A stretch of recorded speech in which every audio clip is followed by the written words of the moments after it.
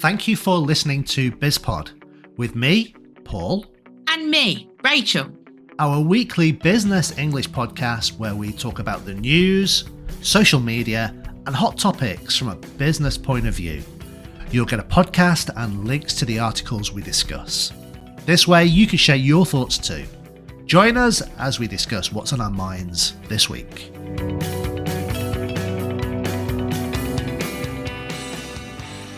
Paul, if I said to you, shrink it and pink it, what would that mean to you? I think you're being rude. I'm not, though. I'm talking about shoes. Yeah. So, this is an interesting story about shoes. One of our neighbours used to be a shoemaker. Yeah. He's not with us anymore. He was quite old fellow and he died a few years back. Yeah. But he was a shoemaker. He was. And if you ever went in his workshop, he had all of those models of feet. Yeah. What are they called? Lasts. Lasts. Yeah. My granddad worked for Clark's. Yeah. And he... As a shoemaker? He was a supervisor on the factory floor. Okay. But they used to have lots of old shoe lasts. Yeah. Or should I say lasts for you, so you understand? Yeah, shoe a last. Yeah. Lasts. Okay, and... How many A's does it have in it?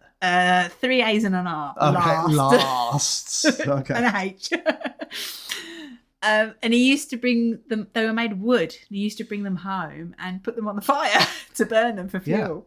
Which is crazy because nowadays those old lasts would be worth quite a lot of money. Yeah, if you They're want kind to of do antiques. shoemaking, if you want to do it as a hobby, to buy them, they are really expensive. We're talking hundreds of pounds. Yeah. And of course, you have to have a last for every size of shoe. Yeah. So for every width of shoe, every every size and every heel width. height, because Yeah. high heels and flats would have to be different. Yeah. It's quite amazing. Yeah. It's quite amazing that all of those things that get sort of thrown away or destroyed because nobody believes they're worth anything. But then if you fast forward 40, 50, 60 years, those things are quite valuable. Well, here's a question. Do you remember before you went back to school in September, you used to go and get some school shoes and they used to measure your feet in the shoe shop. They used to put a gadget. You'd put your foot in. They'd measure the length and the width. And then the person would put the shoe on and they'd press all round your toes to find out where your big toe was and whether you got room for your feet to grow. Yeah, especially if you went to the Clark's shoe shop. Yeah. Yeah. They used to specialise in sort of measuring your feet and giving you proper shoes that fit your feet. Yeah.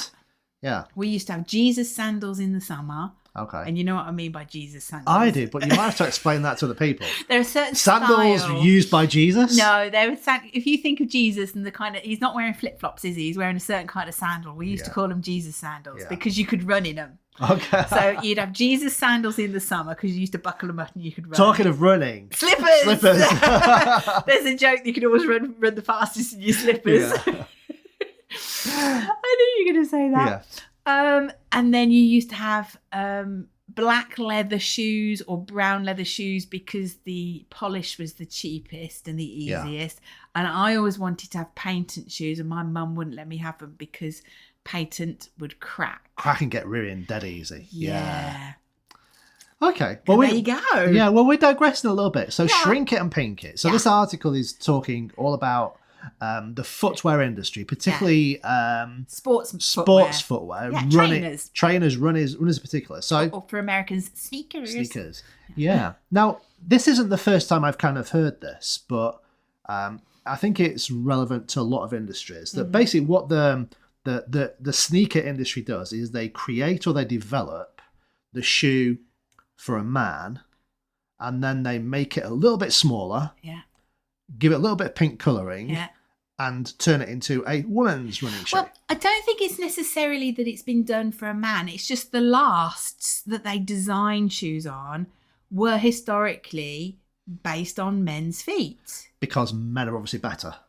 Men are the superior. Men used to work, didn't they? Women stayed at home. Yeah, men are the superior. No, they're not. You've just been stupid. Okay, I'll give him a slap, everybody, for that, But I was saying it's not the only industry where this seems to happen. No. I remember hearing about lots of medical research that 30, 40, 50 years ago was done on lots of white middle-aged men. And because research is really, really expensive to do, proper medical research is really expensive to do, nobody wants to do it again. But all of the science is based on research that was done 30, 40, 50 years ago on a group of white middle-aged men. But the thing is, Yeah. let's go back to your feet. Okay. There's men's feet and there's women's feet. Now, some men have very feminine, delicate feet. Some women have feet like, I don't know, shovels. Yeah. Okay. So I would challenge the fact, a foot is a foot is a foot. I can understand that what's above the foot can be different in what you support and how you run. Okay. But again, everybody's going to be individual. Yeah, that is true. Feet are very individual. So you're saying a foot is a foot is a foot. That means that everybody's feet are the same. They are, but they're also very individual. Yeah. So they're the same, but they're also very different. So I'm questioning that you could actually get a standard woman's last as well. And I bet you the men's one isn't right. No, I mean, if you are really rich and famous, like Michael Jordan, you could actually get Nike to create shoe wear, bespoke footwear for you. That'd be good.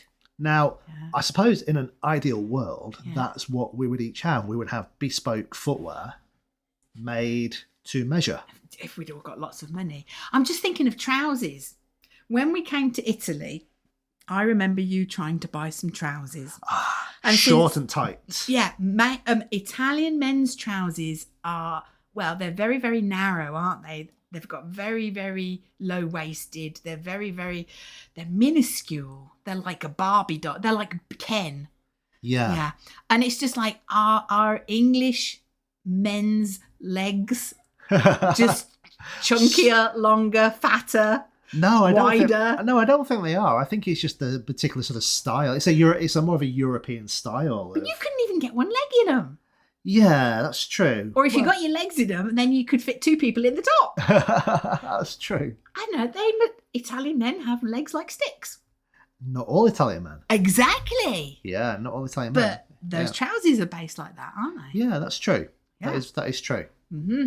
But everyone's different. I think we can agree that everybody is individual. But my point is then, like, for example, a Spanish woman's feet going to be different to a French woman's feet? Now, I would think a French woman's feet are going to be very petite and elegant. Okay.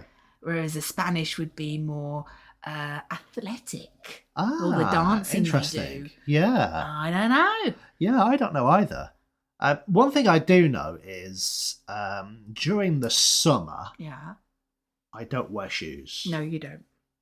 I would say for a good 6-8 months of the year, when it's like warm weather, I don't wear shoes. I don't wear socks. I'm walking around the house in bare feet. I'll even go outside in bare feet. Yeah. You put your sandals on when you walk the dog. Oh yeah, if I'm just going out in the garden, you can go out in your garden barefoot. Yeah. You walk around your house barefoot. And I think that's the best thing. You used to do some running, didn't you, barefoot as well? Barefoot running, yeah. You shouldn't rely on shoes 100% of the time. Even slippers or sandals, you shouldn't rely on them. You should go barefoot. But that's for you. Now, from a woman's point of view, we buy a pair of shoes. Yeah. And they're for a special event. Okay. And then we have to practice walking in them and wearing them in before the event. I remember hitting the back of my high heels, like inside the shoe with my dad's hammer to sort of soften the back of the heel. Otherwise it would scratch the back of the heel and I'd get a blister. Okay, yeah. And you don't want to have plasters on under your tights. Of course you don't. So, and high heels, I mean, with all the girls, you have to practice walking in them. You can't just put them on. You got to practice. Okay, I think a few months ago you put on a pair of old sort of, they weren't really high heels. No. But they were, they had heels on them. Oh. And you hadn't walked in heels for how long? Long time. And you just couldn't do it. No, I wear wellies more these days than I in the garden. It was funny watching you try and walk with heels. But I used to wear stilettos just to work. God, you did, yeah. When we were young. Yeah. Yeah. All those nightclubs we used to go to dancing, and you had heels on like this. Rare 3 inches. I used to have a beautiful pair of purple stilettos that I adored, which were actually half a size too small for me, but I loved them so much. I used to just squeeze my feet in and just think of England. Close your eyes and think of England. Pottering around in your high heels. you can't really go in the garden do gardening in the high heels now, could you? No. So wellies are better. Wellies are better. Yeah. So I know. Go back to the article. So shrink it and pink it. Yeah. The idea is make it a little bit smaller. Yeah. Put some pink colouring on it, Yeah. so you turn the man's shoe into a woman's shoe. Is that so wrong? Would you say? I don't think it's so wrong, but then I don't ask for bespoke specialist shoes, and I'm not a runner. Okay.